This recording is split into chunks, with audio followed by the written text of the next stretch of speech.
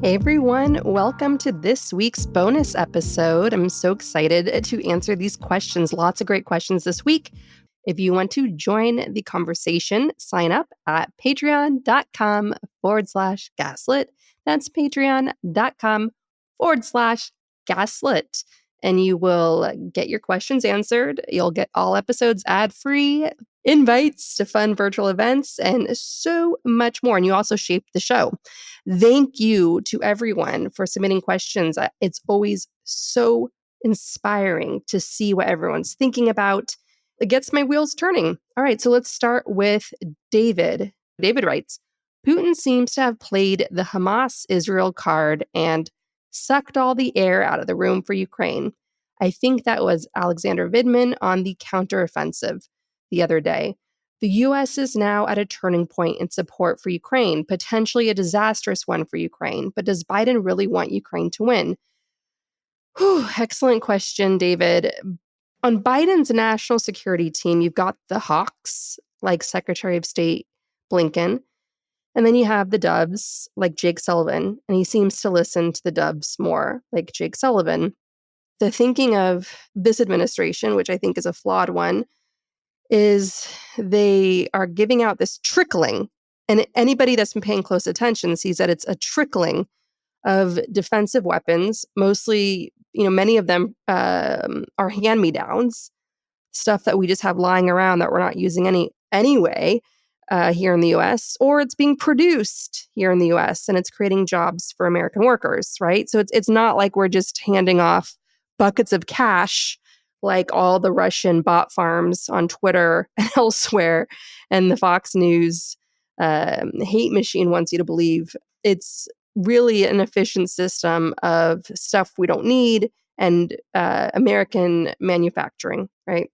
It's a trickling, and it's cobbling Ukraine's counteroffensive, which the U.S. was instrumental in shaping. So if you want to know why the counteroffensive in Ukraine wasn't as successful as it could have been, it's the hand of Jake Sullivan. And why might this all be going on?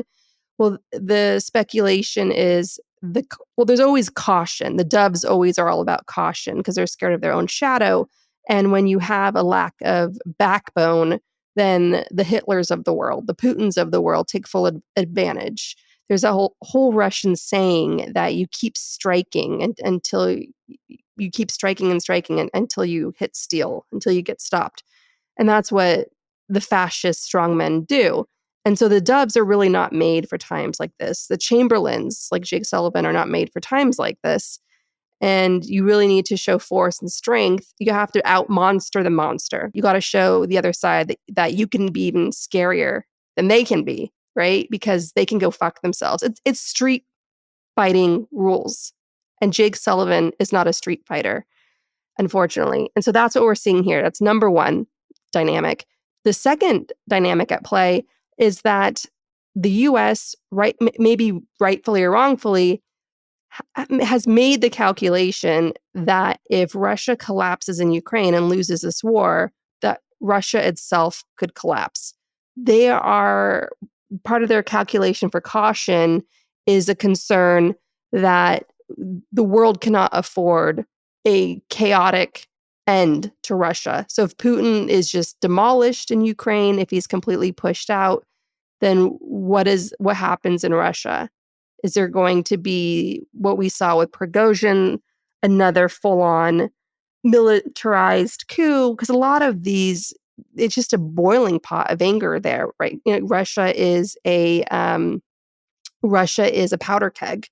Enough Wagner fighters are around that they could carry out the same thing if they wanted to.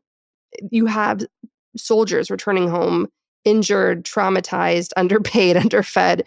And so it's just a matter of time before the swords turn on Putin again.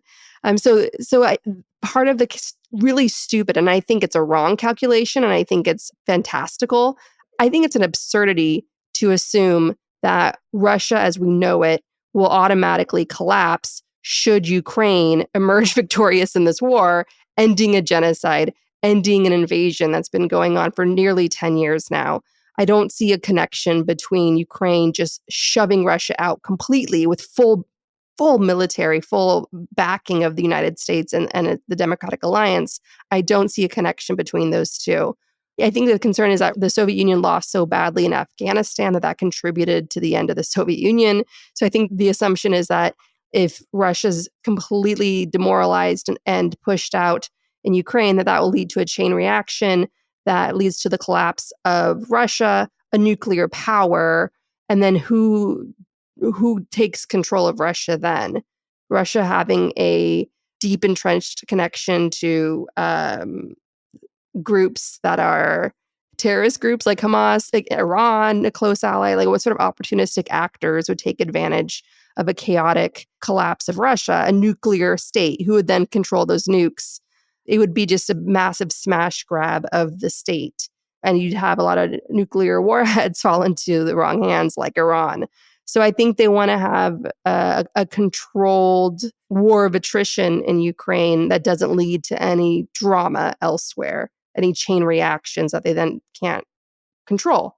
I understand that when you have the weight of the world on your shoulders, you have to game through all of these possibilities, but I don't see that happening. Russia is going to collapse because Russia is a house of cards, because of the oligarchs, because of all the stealing from the state, because of that money not going back into the people, because of rising poverty levels and so on. And because of this damn war, because of all the bodies Putin is feeding into his meat grinder in Ukraine. Russia's going to collapse because of Russia. And the sooner Jake Sullivan can understand that and give Ukraine everything it needs now, right away, and stop this slow trickling, the sooner more civilian lives can be saved and more of Ukraine's soldiers can survive this war. Ukraine is losing its best and brightest in this war. The greatest generation is dying in this war. Those are Ukrainian doctors, engineers, civic leaders, artists, historians who are on the front lines, just like our greatest generation fought in World War II. That's Ukraine's generation out there doing all the dying. And the sooner Jake Sullivan can get his head out of his ass, the sooner Ukraine can win and put an end to this genocide. All right, so James writes, it occurred to me that Russia, Putin might try to destroy our country the same way they destroyed theirs. Install lackeys and incompetents, demoralize and brainwash the population, grift the budget out of existence. Do you think this is what has happened? Is this a useful way of looking at things and combating them? FYI, Gaslit Nation is awesome and my hoodie always gets compliments. Thanks, Hamish. Aw, thank you, James. Absolutely. That is the name of the game. That is why Republicans are so eager to do business with Russia and take all that Russian dark money. It's because they look up to the way the Russian oligarchs live above the law, live above accountability, and pillage the state, piggy bank, steal all that money, all those resources for themselves, and they get to just live like kings. That's what Republicans and their dark money American backers, their American oligarchs want. I was one of the very first to point out that Russiagate was not some bad James Bond novel. Russiagate was a simple story of corruption, of American oligarchs wanting to live more like Russian oligarchs. Russian oligarchs have it extremely good, exponentially better than American oligarchs. There aren't any pesky journalists. There aren't any pesky protests and activists and podcasts and so on. It's total lack of accountability and elite criminal impunity that's unimaginably significantly worse than even what we have here in the US, and we have it pretty bad in the US. So yes, that is absolutely the name of the game.